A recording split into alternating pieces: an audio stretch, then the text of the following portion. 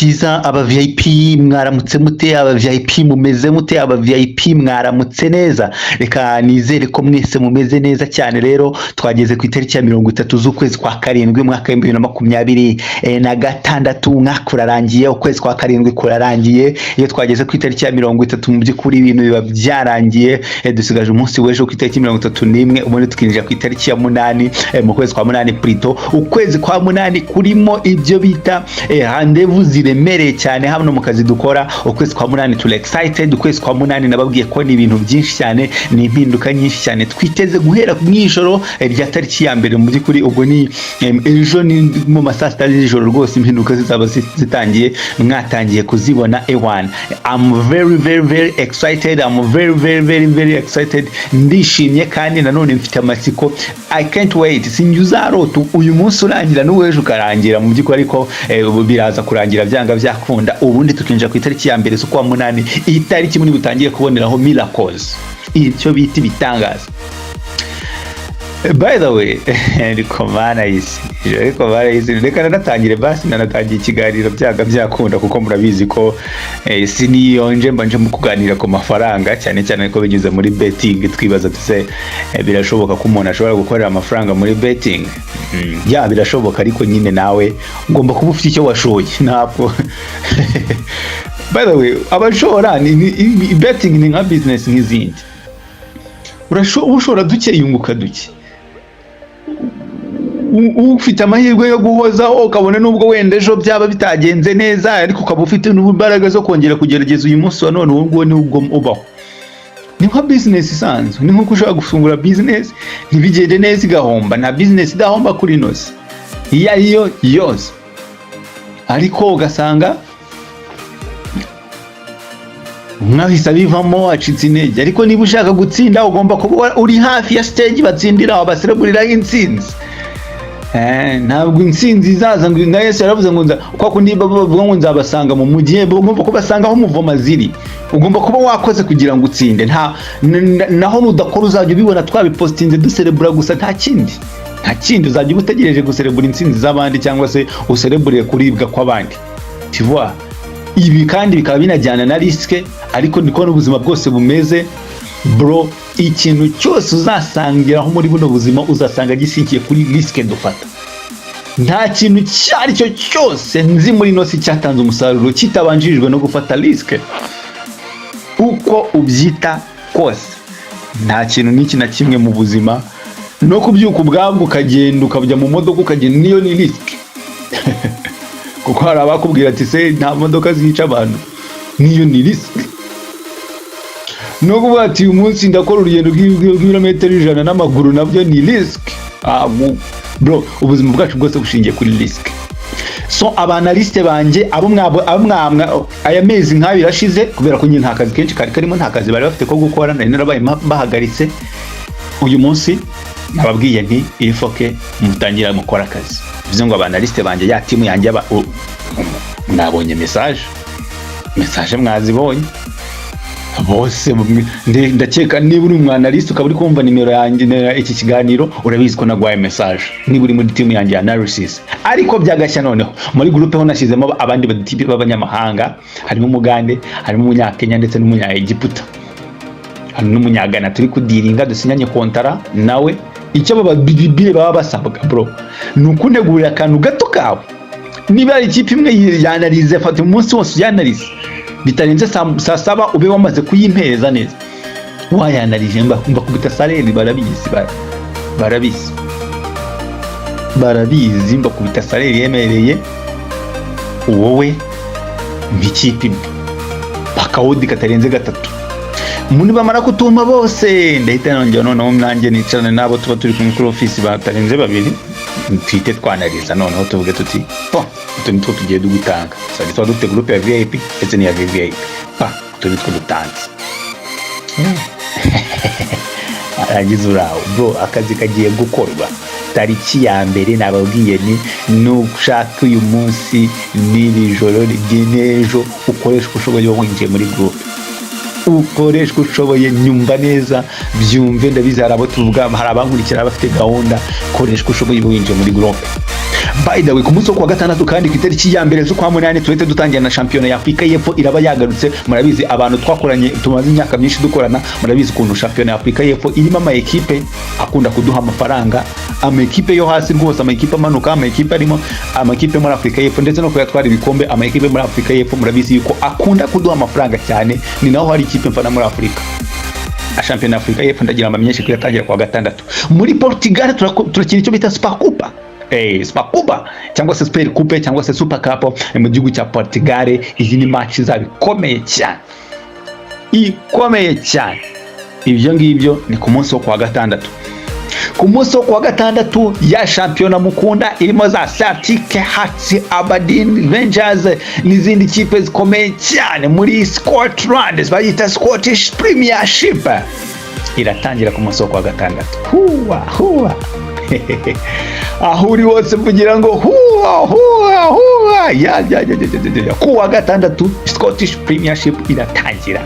Ubwo ni nako ku Bubiligi nabo bari muri batangira.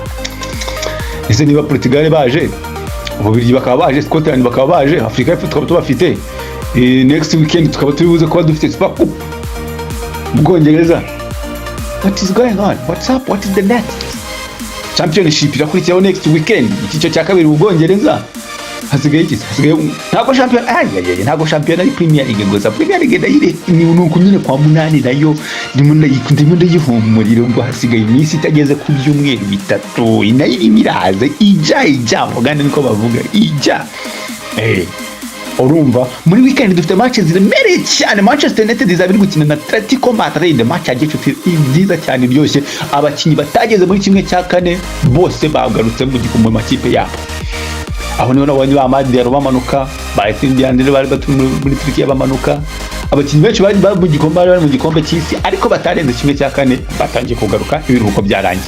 Umwanya w'ibiruhuko Lionel Messi yamaze kwinjira muri Inter Miami ndetse ku munsi w'ejo afite match na Casemiro namubonye na Luis Suarez bameze neza cyane. Inter Miami yamaze kwakira Lionel Messi, awe agomba kandi yanakije finali we. Urumva ko afite imbaraga cyane, agomba guhita akomereza hagakina mwa nta bintu byo guhagarara akorera amamiliyoni menshi. Yakora akanda uramujena ruhuka neza ameze nkanjye muri ino minsi. Nta bintu by'amabyeri no kwinywa ibintu tw'udukofi dukeya ugakubitamo amata ugakubitamo bro imitobi tukakubitamo ubundi akazi kagakorwa saa 2 mbandi mu kazi saa 5 z'ijoro uranyandikira ngagusubiza saa 11 za mu gitondo uranyandikira ngagusubiza. Saa 28 we are fresh bitayari. Ibintu by'amavakansi dukeneye nje na Lionel Messi. Lionel Messi yamaze kugaruka muri Inter Miami bwana umusirimu wanje none kinywa mbere kwisi ntatatwaye ntatagezeho Ballon d'Or 8 ariko we nta cyumwe akeneye cy'ikiruhuko mu gihe abandi bataragira icyo bagera ahubwo ngo nibo basaba ari gusaba ibiruhuko, nibo bari mu biruhuko mu gihe ama equipe yaba bakeneye. Lionel Messi barakubwira bana tipe we bana tipe nahoze ndiba amafoto Cristiano Ronaldo njye bagicaginga yibereye no ahantu hameze nko ku kirwa, hameze nko mu gihugu nakoke wenyine. Yibereye ahantu mu kizu kinini cyubatse nko kuri hectare 30 kinini, gifite piscine 18, gifite ikiyaga mo hagati aho ngaho, ninza arimo n'abana be n'umugore we wenyine. Ntekereza ko n'abasekirite wenda ntabwo nababonye baba bari hanze nyine bari mu kazi, ariko ni inzu itari akavuyo, nta modoka ihanyura, nta ndege zihanyura, nta kintu na kimwe. Indege yiparitse aho ngaho muri icyo gipangu. Cristiano Ronaldo nukwirwa yambaye akaboksa. Urumva icyo kunywa amajuice ari aho ku ruhande, murabizi ko mutara ntaganywa biya. Urumva Bwana yimenamo gake CR7 namurebye ndavuga nige ikwisuko ni kwisi. Aje guhiga ibitego igihumbi, arabura ibitego 36. Yoho aje guhiga ibitego igihumbi Cristiano Ronaldo. Abakinyi bakomeye cyane barimo bitegura sezo. So nabakubwira ko Manchester United izakina na Atletico Madrid, na ko Manchester United match izakurikiye izakina na Paris Saint-Germain. Banakina kandi n'umutoza wahoze abatoza Ruben Amorim muri AC Milan. Manchester United zumva imikino igihugu isigaje ni amikino komeye cyane, nta mikino igihari. Tottenham muri weekend barakina na Chelsea, barakina muri Australia, naho ni match iremereye cyane zaba saa 5:45 za mu gitondo. Yala ku itariki ya mbere zo kwa munani, itariki ya mbere zo kwa munani nzatanga ipari imeze neza cyane. Nzatanga hotel 52 muri groupe y'ubuntu.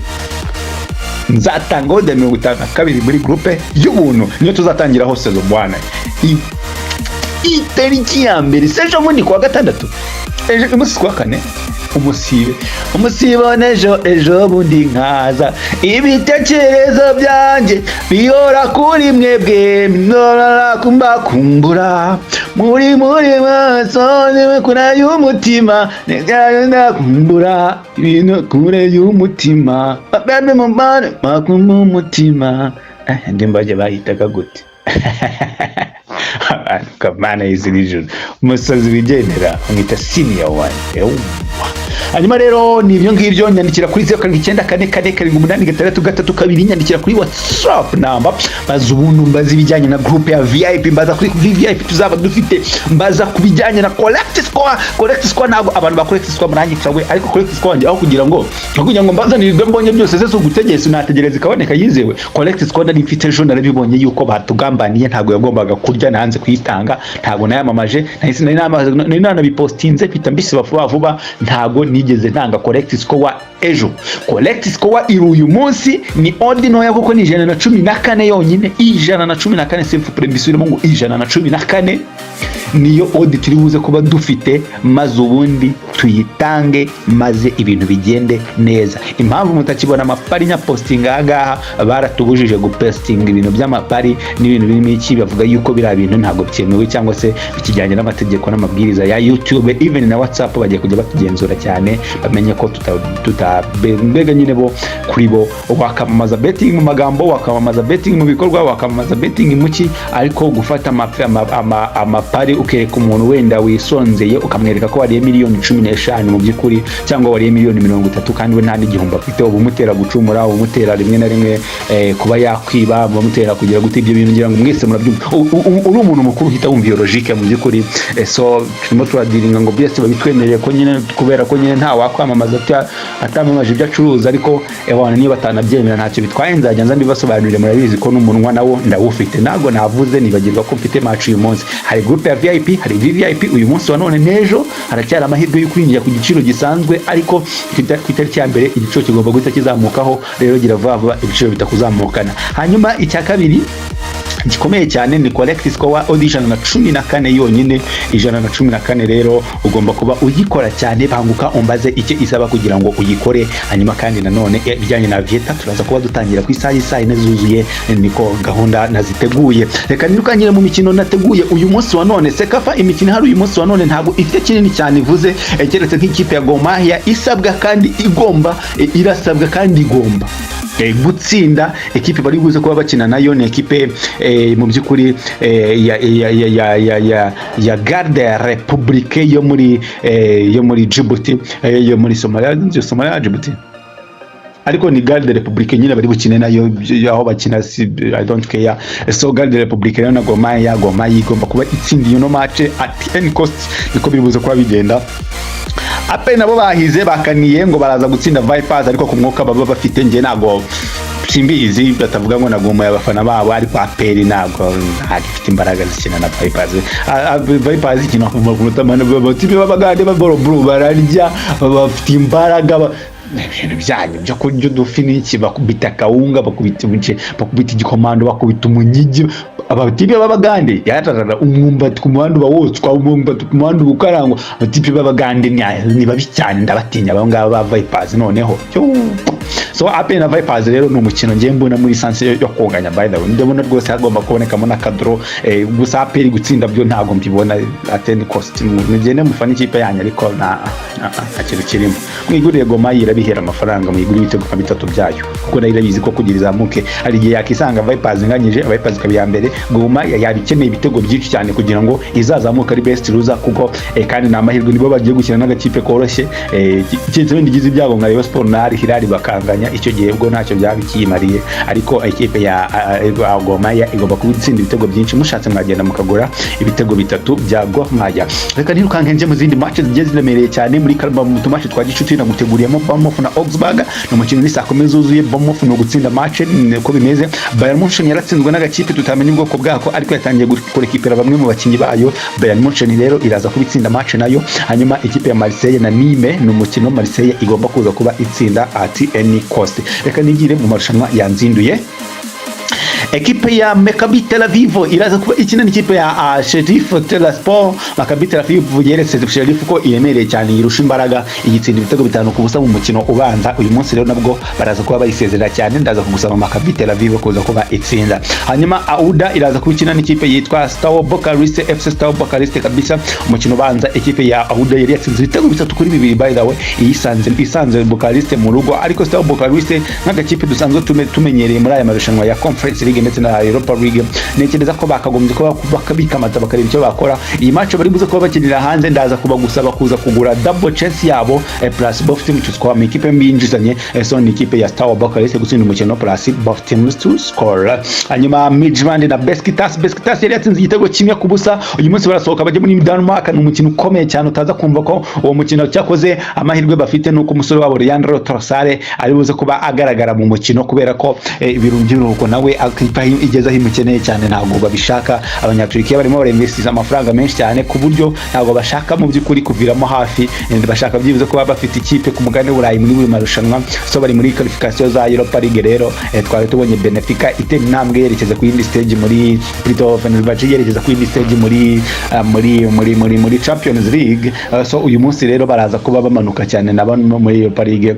So ikipe ya Besiktas irimo irareba ko itatsindwa ibitego byinshi uyu mukino. Genda ufate Besiktas Istanbul uyitiza ibitego 2-0 maze ubundi uvuge ko yatsinda match, ko nabonye mbona bayitsinda difference y'ibitego 2 mu mukino umwe. Hanyuma reka tuzamukire kuri Pafos na Hajduk. Pafos yari yatsinze igitego 2-0, yari yatsinzwe 2-0. Uyu munsi niri buze kuba yakiriye match, nayo n'umwanya mwiza kugira ngo irebe ko yakoramo match. Ndayibona mu ishusho ya 1-0. Genda ugure Pafos gutsinda umukino cyangwa se kuza kuba iwunganya. CSKA Sofia na Karabag n'indi match nayo iri buze kuba ikomeye cyane. CSKA Sofia iyi match yari yarangiye ari igitego ubusa ku busa, niko byari byagenze. CSKA Sofia rero irumva yagize amahirwe cyane, ntiyabasha kuba itsindirwa hariya kwa Karabag, ariko uyu munsi wa none n'ubundi Karabag nayo ndayibona itsinda match cyangwa se ikayinganya muri Conference League. Kandi Ludogorets na Maccabi Tel Aviv na Hapoel Tel Aviv, Ludogorets irangayeho itsindwa ibitego 2 ku busa. Mu by'ukuri byari ibintu bitari nje nani ibintu byananongoye kuri no match, naratunguye cyane. Uyu munsi wa none baraza kuba bakiriye rero kano gatipe iwabo, baraza kuba bari iwabo rwose muri Bulgaria. Ndaza gusaba Ludogorets result kuza kuba ireba ko yatsinda akamace kayo. Ndimo ndirukanka cyane, iminota nateganyije ntago ibigomba kundengana cyane. Ekipe ya Ferencvaros na FC20 bari banganyije umukino ubanza, bahunganyije ekipe ya Ferencvaros yari yatsinze ibitego 2-1. Ferencvaros n'ubundi ndimo ndabona iza kongera kureba akantu yakora. Usi mukino ndaza gusaba ama ekipe yombi kuza kuba yinjizanya, ubwo ni both teams to score. Hanyuma ekipe ya Anderlecht iraza kwikina n'ikipe ya Hammarby. Hanyuma rero ndaza kugusaba ekipe ya Anderlecht gutsinda match. Benfica na St. Gallen n'umukino nawo ukomeye cyane, ariko Benfica ndaza kwigusaba kwigura handicap yigenda kano gatimu ka St. Gallen ugatize igitego maze ubundi Benfica birangire igatsinze, kubera yuko Benfica yari yatsinzwe ibitego 2-1, ariko uyu munsi wa none igomba kureba ko yakikamata igatsinda kandi kayitini karifia. Niyo mpamvu cyitwa handicap hano kuri Benfica, ni itegeko ntago turimo tuyisaba, ni binanirwa nayo igende yibereho. Sporting Club de Braga nayo iraza kwikina n'ikipe ya Zrenjanin. Uyu mukino ndumva di Braga tuze kuba tugura gutsinda match yayo ibigatsinda kandi ibitego biri hejuru ya 2. 0794488632 nukunyandikira kuri WhatsApp no tukomamagara cyangwa ngo message zisanzwe, yandikira kuri WhatsApp umbaza ibijyanye na group ya VIP, mbaza kwa audio ya 14 bazo VIP banguka tutaruziza ibiciro, kubera ko nitubyuriza mu by'ukuri bizakugora cyane. kandi guhera ku itariki ya mbere amasezoni atangiye cyangwa se amashampiyona aremereye cyane atangiye, namwe murabyumva neza ko bigomba kuba biribuze kuba biguranyemo gatoya. Ndabakunda cyane ko namwe mwahise mukunkunda, mugire igicamunsi cyiza, mugire umunsi mwiza, muhahe muronke mwese abakora dopari namwe, kandi muze kuba mubikora neza cyane. Ntuze gucikwa ni pari audio 52 nzatanga muri group ya VIP na VIP ku munsi wo kwa gatandatu. Abanaliste banje bagarutse mu kazi, ibintu byose bimeze neza, ibintu byose ni amahoro. Rero reka nizere ko uri buze tukaba dukorana neza 5 kuri 5. Imana ibaninde rero. Ciao ciao aba VIP.